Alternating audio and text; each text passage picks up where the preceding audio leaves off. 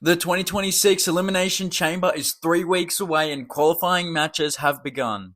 This past Friday night on SmackDown, we saw the first triple threat qualifying matches between Aleister Black, Solo Sikoa, and Randy Orton. The Viper is officially the first man to qualify for the Chamber to get a shot at Drew McIntyre and become 15-time World Champion at WrestleMania. It was announced later that night that next week Cody Rhodes, Jacob Fatu, and Sami Zayn will compete in the next qualifying match. If I was making the booking decisions, I wouldn't have put Cody and Fatu in the same qualifying match and instead would have put them in 2 separate matches, both advancing into the Chamber.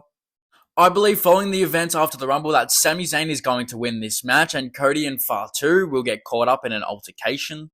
So with Randy Orton already advanced and a new triple threat match made official, this is how I would book the rest of the qualifying matches. With the final men's qualifying matches, I would put Trick Williams, Damian Priest, and the newest WWE signee, Royce Keys, in this match. Trick and Priest already have history competing in that number 1 contendership match at Saturday night's main event in the Fatal 4-Way. Keys in his first Royal Rumble with his only elimination was Damian Priest.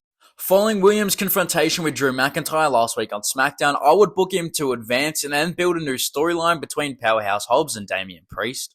So now to the first of the 3 Raw Superstar matches, I would book Obafemi vs Gunther vs Rey Mysterio. I'm not sure if Rey Mysterio is still 100% to compete following the Royal Rumble. Originally I had Braun Breaker in this spot instead of Gunther, but reports suggest that he has suffered a serious hernia injury. However, this booking still works fine with entry number 1 and entry number 30 in the Royal Rumble coming head to head. Oba also eliminated Rey in the Rumble, being 1 out of 5 of his eliminations, but I would book Gunther to go on and win this match and compete inside the Chamber.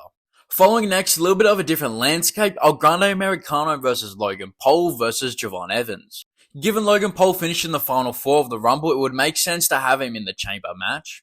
The way I would book Logan to win this match is to have the OG El Grande Americano get in the way of this Americano, causing Paul to easily roll up the young OG and win the match. Finally, I would book Penta vs LA Knight vs Austin Theory. Let's not forget, in his return, Knight was able to eliminate Theory in the Rumble match. Knight and Penta have battled before for a number 1 contendership at the World Heavyweight Championship against Gunther at SummerSlam.